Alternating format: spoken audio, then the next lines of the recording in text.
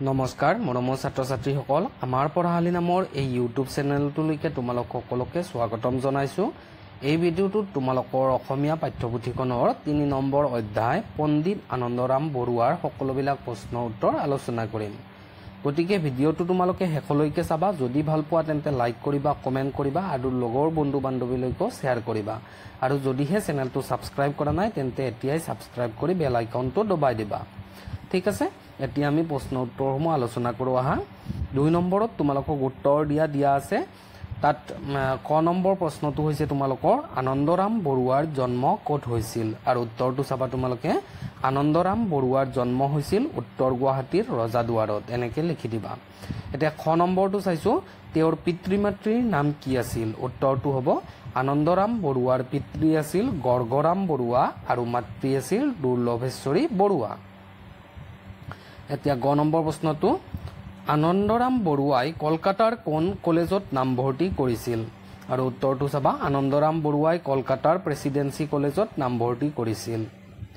তাৰ পিছত চাবা, আনন্দৰাম বৰুৱা ভাষা কলা সংস্কৃতি সংস্থা কিয় প্ৰতিষ্ঠা কৰিছিল? উত্তৰটো চাবা। আনন্দৰাম বৰুৱাৰ স্মৃতি ৰক্ষাৰ উদ্দেশ্যে আনন্দৰাম বৰুৱা ভাষা কলা সংস্কৃতি সংস্থা প্ৰতিষ্ঠা কৰা হৈছিল। যেনেকে আছে তেনেকে লিখি দিবা। ঠিক আছে, তাৰপিছত যেটো 3 নম্বৰ প্ৰশ্ন এইটো চাইছো, ABILAC ইয়াৰ সম্পূৰ্ণ ৰূপটো ইংৰাজীত লিখিব দিছে তোমালোকক। উত্তৰটো চাবা, Anandaram Barua institute of language art and culture Assam. ঠিক আছে, অসমীয়াত হলে আনন্দৰাম বৰুৱা ভাষা কলা সংস্কৃতি সংস্থা। ইয়াতে তোমালোকৰ ইনভাৰ্টেড কমাটো ৰৈ গৈছে, ইয়াতে ইনভাৰ্টেড কমাটো দি দিবা তোমালোকে। ঠিক আছে, তাৰ পিছৰ প্ৰশ্নটো 4 নম্বৰ প্ৰশ্নটো, তলত দিয়া পুথিসমূহৰ পৰা আনন্দৰাম বৰুৱাই ৰচনা কৰা পুথিসমূহ বাছি উলিওৱা।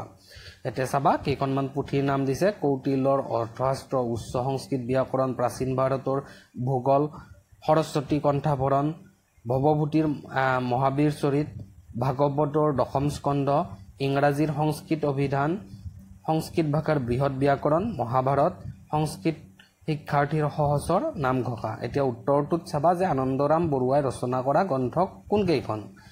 এইকেইখন হৈছে যে উচ্চ সংস্কৃত ব্যাকৰণ, তাৰপিছত আছে প্ৰাচীন ভাৰতৰ ভূগোল, সৰস্বতী কণ্ঠাভৰণ, ভৱভূতিৰ মহাবীৰ চৰিত, ইংৰাজী সংস্কৃত অভিধান, সংস্কৃত ভাষাৰ বৃহৎ ব্যাকৰণ, সংস্কৃত শিক্ষাৰ্থীৰ সহচৰ। এই 7খন তোমালোকে লিখি দিবা। ঠিক আছে, এতিয়া 5 নম্বৰ প্ৰশ্নটো, আনন্দৰাম বৰুৱাই ICS পৰীক্ষাটো উত্তীৰ্ণ হোৱাৰ পাছত বিলাতত হোৱা বয়সৰ বিতৰ্কত মিষ্টাৰ গ্ৰেণ্ড ডাফে দিয়া মন্তব্যটো নিজৰ ভাষাত লিখা। ইয়াতে আনন্দৰাম বৰুৱাই ন্যূনতম প্ৰয়োজনীয় বয়সতকৈ কম বয়সত ICS পৰীক্ষা উত্তীৰ্ণ হোৱা হেতুকে তেখেতে এই সুখ্যাতিৰ স্বীকৃতি লাভ কৰা নাছিল আৰু ইয়াক লৈ যথেষ্ট বিতৰ্ক হৈছিল। শেষত মহামতী গ্ৰেণ্ড ডাফেৰ মহানুভৱতাৰ ফলত এই বিতৰ্কৰ ওৰ পৰে। মিষ্টাৰ গ্ৰেণ্ড ডাফে যুক্তি দৰ্শাই কৈছিল যে যিজন ছাত্ৰই সুদূৰ ব্ৰহ্মপুত্ৰ উপত্যকাৰ পৰা আহি ইমান প্ৰতিযোগিতাৰ মাজতো সুখ্যাতিৰে উত্তীৰ্ণ হৈছে, সেই ছাত্ৰজনৰ আকাংক্ষাৰ বাটত তেওঁলোকে বাধা দিব বিচৰা নাই।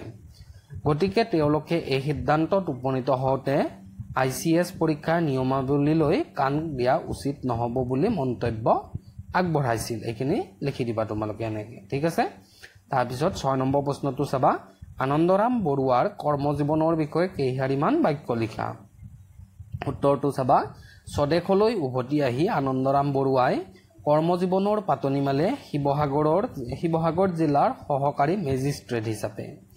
তাৰ পাছত তেখেতে মৈমনসিং জিলাৰ সহকাৰী মেজিষ্ট্ৰেট হিচাপে নিযুক্তি লাভ কৰে। পিছলৈ 1884 চনত নোয়াখালী জিলাৰ মেজিষ্ট্ৰেট হিচাপে নিযুক্ত হয়। কৰ্মজীৱনত তেওঁ বিভিন্ন উন্নয়নমূলক কাম কাজত জড়িত হ'বলৈ সুযোগ লাভ কৰিছিল। বংগদেশৰ ভাষাৰ ক্ষেত্ৰত থকা ভিন্নতা দূৰ কৰাৰ ক্ষেত্ৰত আনন্দৰাম বৰুৱাৰ ভূমিকা গুৰুত্বপূৰ্ণ আছিল। 7 নম্বৰটো দিয়া আছে, ক অংশৰ লগত খ অংশত থকা অৰ্থবোৰ আস্তানি মিলোৱা। তোমালোকে চাই যাবা। ক অংশ আৰু খ অংশ অধ্যাপকাই এইটো কাৰ লগত মিলিব নেৰানেপেৰাকৈ লাগি থকা কাৰ্য মন্থন মথা বা ঘটা কাৰ্য সুখ্যাতি সুনাম বা যশস্যাৰ লগত মিলিব জাকত জিলিকা অতি শুৱনি বহুতৰ মাজত চকুত পৰা তাৰপিছত আছে অৱদান অৱদানটো কাৰ লগত মিলিব বৰঙণি বা অৰিহণাৰ লগত সংকল্প কোনো কাম কৰিবলৈ দৃঢ় ইচ্ছা অপ্ৰত্যাশিত আশা নকৰা প্ৰতিযোগী প্ৰতিদ্বন্দ্বী নিযুক্ত কামত লগোৱা কামত নিয়োগ কৰা তাৰপিছত আছে মনীষী জ্ঞানী এইখিনি তোমালোকে এনেদৰে ভালকৈ মিলাই বহীত লিখি ল'বা ঠিক আছে 8 নম্বৰ প্ৰশ্নটো তোমালোকক সুধিছে দলত ভাগ হৈ পাঠটো পঢ়া পাঠৰ পৰা অতীতকালৰ ক্ৰিয়াপদ কেইটা বাছি উলিয়াই লিখা এতিয়া উত্তৰটো চাবা পাঠত থকা অতীতকালৰ ক্ৰিয়াপদসমূহ হৈছে হৈছিল হোৱা নাছিল দৰ্শাইছিল ফলিয়াইছিল পাৰিছিল পঠাইছিল আছিল লৈছিল কৰিছিল আদি ইয়াত মই গোটেই পাঠটোৰ তোমালোকক ক্ৰিয়াপদবিলাক দিয়া নাই তোমালোকে এনেদৰে উদাহৰণ চাই বাকিবিলাক বিচাৰি ল'বা ঠিক আছে ঠিক তেনেকৈ এতিয়া 9 নম্বৰটোত কি সুধিছে খালী ঠাই পূৰ কৰা খালী ঠাই পূৰ কৰাত কালি মই গুৱাহাটীলৈ খালী ঠাইটোত কি লিখিবা তোমালোকে গৈছিলো লিখিবা কাইলৈ তাৰপিছত খ নম্বৰটো কাইলৈ আমাৰ ঘৰলৈ ৰমেন আহিব খালী ঠাইত আহিব বহিব ঠিক আছে ল'ৰাবিলাকে খেলপথাৰত বল খেলিছে উত্তৰটো খেলিছে গতিকে এইখিনিয়ে তাৰপিছত আমি 10 নম্বৰটো পাঠৰ পৰা বিশেষ্য বিশেষণ সৰ্বনাম আৰু ক্ৰিয়াপদ বিচাৰি উলিয়াই বহীত লিখা তোমালোকক এনেকৈ লিখিব দিছে মই কেইটামান উদাহৰণ হিচাপে তোমালোকক দিছোঁ বাকীবিলাক তোমালোকে ভালদৰে পাঠটো পঢ়ি এবাৰ বিচাৰি চাবা ঠিক আছে বিশেষ্য বিশেষ্য মিষ্টাৰ গ্ৰেণ্ড ডাফ ছাত্ৰ ব্ৰহ্মপুত্ৰ উপত্যকা আনন্দৰাম বৰুৱা গৰ্গৰাম বৰুৱা দুৰ্লভেশ্বৰী বৰুৱা উত্তৰ গুৱাহাটী